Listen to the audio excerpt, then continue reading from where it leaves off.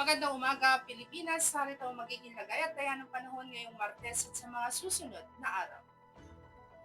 Sa kasalukuyan ng bagyong ating minomonitor na si Typhoon Uwan ay lumabas na ng Philippine Area of Responsibility at kanina alas 4 ng umaga ito'y huling namataan sa layong 365 km kalurang bahagi ng Kalayan, Cagayan. Taglay pa rin ito ang lakas ng hangin na 120 km/h mula sa sentro at may pagbugso hanggang 150 km/h.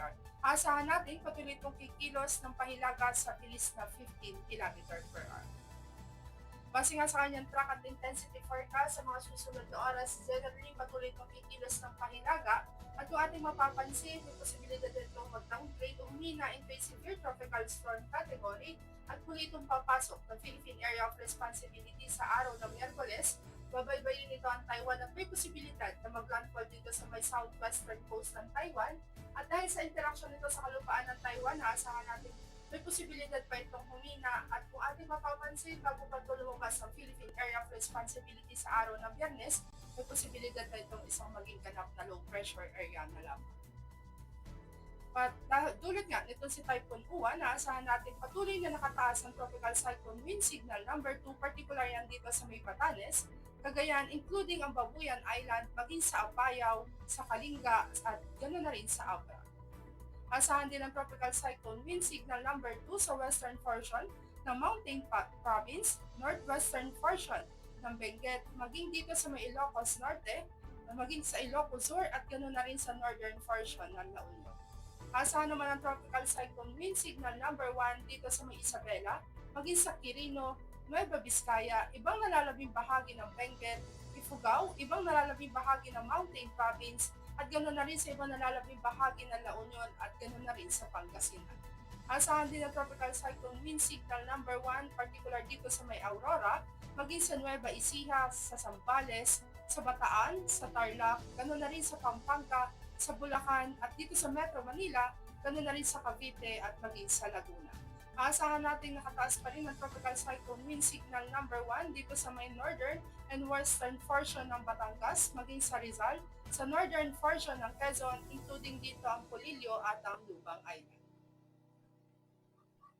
Para naman sa magiging lagayatean ng panahon ngayong araw, aasahan natin dulot ng trough nitong si Bagyong Uwan, ang Philippine Rice Bagyong Bicol Region ay makakaranas sa maulap na kalangitan na may kalat-kalat na pagulan, pagkidlat at pagkulog. Samantalang ang Palawan, Mutiang Kalayaan Island, aasahan ngayong araw ang bahagyang maulap hanggang sa maulap na kalangitan, ngunit may mga posibilidad pa rin yan ng mga pulong-pulong pagulan na kuminsan ay may pagkidlat at pagkulog.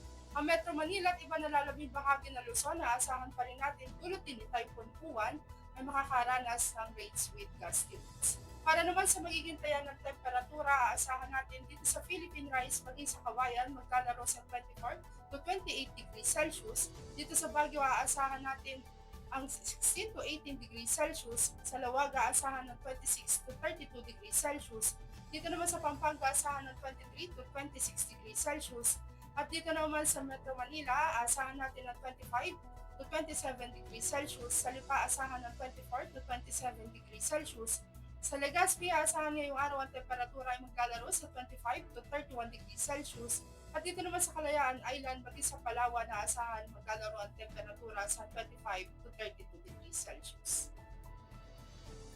Dito naman sa Kabisayaan, particular na yan dito sa kanlurang bahagi, tulad din yan ng trough ni Bagyong Uwan, naasahan natin ang maulap na kalangitan na may kalat-kalat na pagulan, pagkidlat at pagkulog. Ang ibang nalalabing bahagi ng Visayas, ganoon na rin ang Mindanao, aasahan naman natin ngayong araw ang bahagyang maulap hanggang sa maulap na kalangitan, ngunit din natin inaalis sa mga posibilidad ng mga pulong-pulong pagulan na kuminsan ay may pagkidlat at pagkulog, lalo na yan sa dakong hapon gabi. Para naman sa magiging taya ng temperatura, aasahan natin sa Tacloban maglalaro sa 25 to 31 degrees Celsius.